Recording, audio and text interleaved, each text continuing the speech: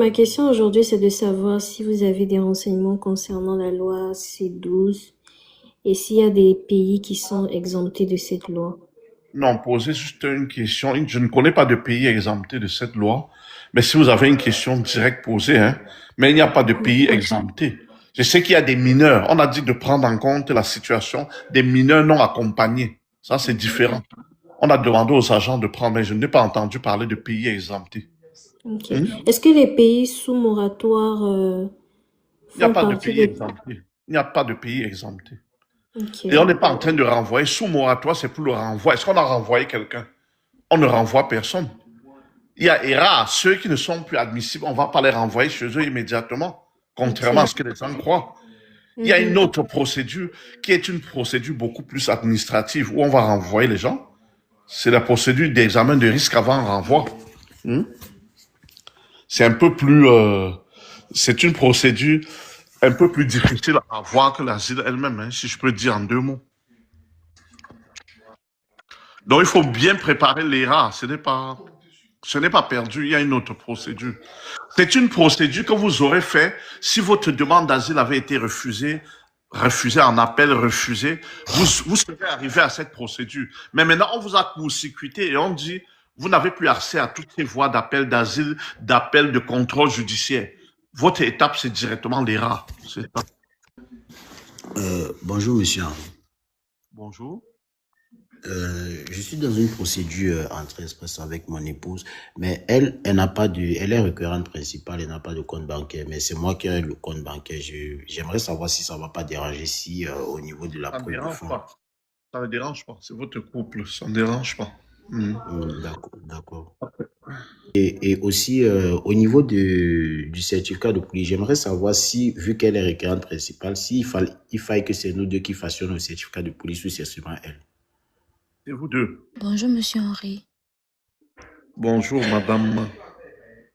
Je voulais poser une question concernant la loi C12. J'ai fait une demande, ça fait juste une semaine après avoir attendu 1 an de mon arrivée au Canada et j'ai entrevu lundi. Je voudrais savoir, je sais déjà que mon dossier peut-être sera rejeté. Je voulais savoir quelles sont les autres options qui s'ouvrent à moi. C'est l'ERA. Il y a l'ERA qui s'offre à vous. Et même la demande humanitaire. Ok. Mais moi, je vous conseille d'aller à l'interview. D'aller au rendez-vous. Ok. Ne dites pas que c'est déjà ceci et que vous ne pouvez plus aller. Moi, je vous conseille d'aller à l'entrevue toujours. Bonjour, monsieur Harry. Oui, bonjour, monsieur, bonjour. Oui, ça va bien. J'ai une question, s'il vous plaît. Oui, votre question?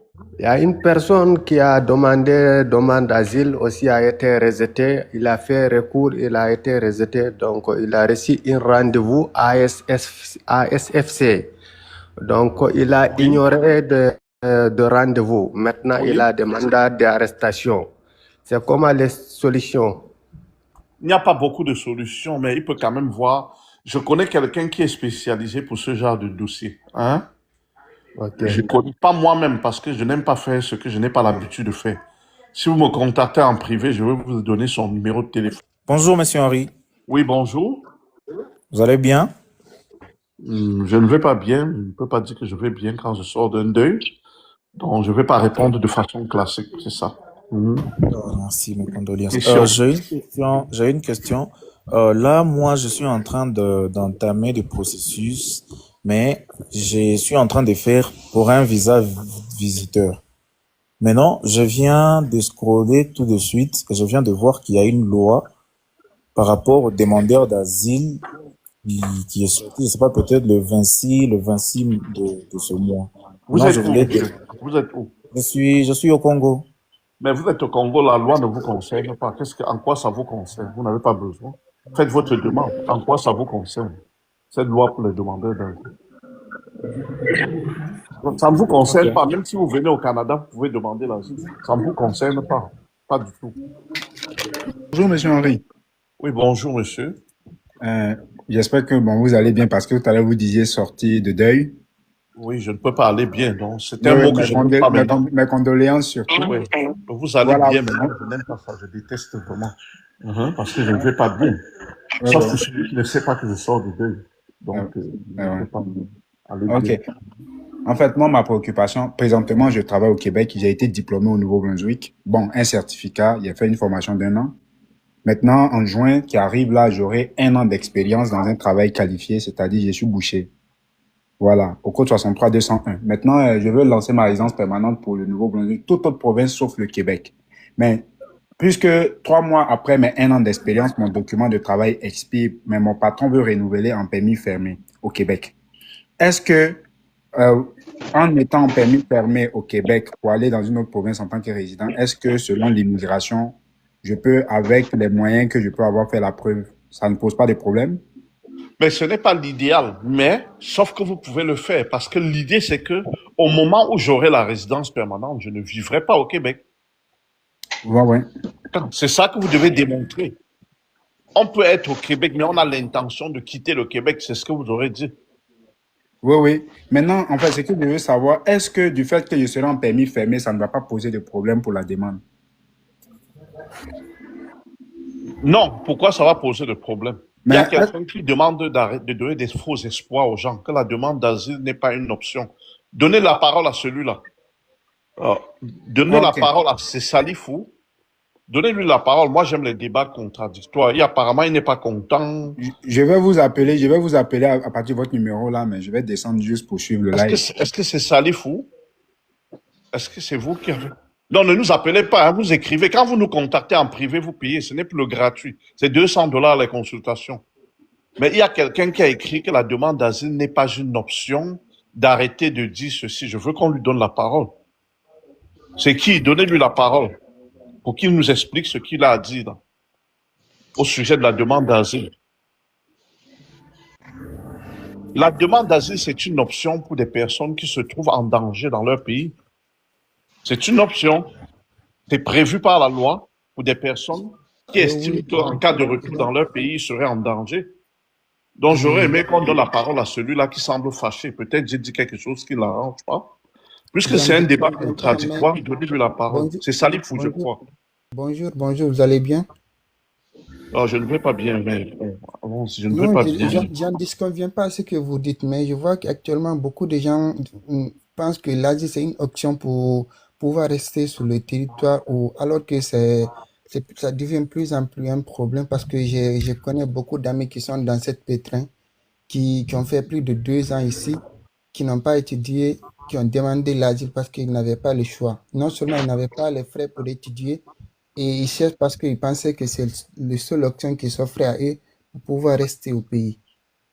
Donc, j'en connais assez ici. Oui, mais là, c'est différent. Ce que je dis, c'est que c'est une option pour Comme le quelqu'un qui, monsieur en cas de disait, retour dans son pays, serait en danger. comme Pour le les monsieur autres, ce disait n'est pas une tantôt, option. comme le monsieur disait tantôt qui est au pays, il veut venir ici, malgré on ne sait pas s'il est persécuté ou pas, mais lui, son intention, c'est de venir demander. Et on, tu vois, tous ces gens-là, c'est comme si ils mettent tout leur espoir sur une asile sans se rendre compte qu'ils se font dans un trou. Il y a Non, d'autres procédures à disons faire. que nous, on n'est pas là pour juger des gens. Moi, je ne sais pas celui qui est en danger et celui qui n'est pas. On se comprend? Donc, quand quelqu'un vient vers nous, il nous dit qu'il fuit parce qu'il est en danger, on l'écoute et on fait le dossier. Donc, on n'est pas là pour juger d'avance. Quand il arrivera devant le juge va le juger. Hein? Le juge qui est le commissaire à l'immigration, le commissaire va le juger. Parce que, Donc, de notre côté, monsieur Harry, s'il vous oui, plaît, si vous voyez que cette loi est disponible, c'est parce qu'il y a eu il y a eu des gens qui ont exagéré sur l'asile, vous voyez? C'est à cause de ça que cette loi a été mise en place. Parce qu'il y a eu des exagérations. Vous voyez, ben, si vous vous comprenez. savez, il y a toujours d'exagération, mais on ne peut pas punir tout le monde parce que certains ont exagéré. Vous voyez ce Oui, que je veux si dire? vous voyez aussi actuellement, il y a beaucoup qui attendent 5 ans, 10 ans pour avoir une audience parce que ce que ça a été tellement mélangé que de sorte qu'on ne comprend plus qui est le bon, qui est le mauvais. Ben, il y a un commissaire qui est là pour savoir qui est le bon, qui est le mauvais. Hein? Il y a un commissaire qui est là, c'est-à-dire le juge qui est là pour juger ceux-là. Moi, j'évite dans mes façons de faire de donner l'impression que je déteste une catégorie de personnes ou bien faire ceci parce que je ne connais pas l'histoire de chacun. Hein? Chacun va juger son histoire de façon singulière. Je connais aussi un Congolais, non, dont j'ai fait le dossier. Il a eu l'asile, il était resté au Canada 19 ans déjà. 19 ans sans papier. Il a fait l'asile, il a eu les papiers. Vous voyez ce que je veux dire? Donc, chaque histoire est particulière. Vous voyez? C'est ça. Chaque histoire est particulière. Donc, moi, je ne veux pas dire que, oh, les gens qui utilisent, hein, on ne fait pas ça de façon générale. C'est chaque personne, chaque cas. Il y a des gens qui abusent, comme dans d'autres procédures, non? Il y a des gens qui fabriquent les faux diplômes pour faire entrer express, qui fabriquent tout. Mais on ne peut pas partir de là pour stigmatiser tous ceux qui font ces procédures-là, hein? Moi, je juge au cas par cas.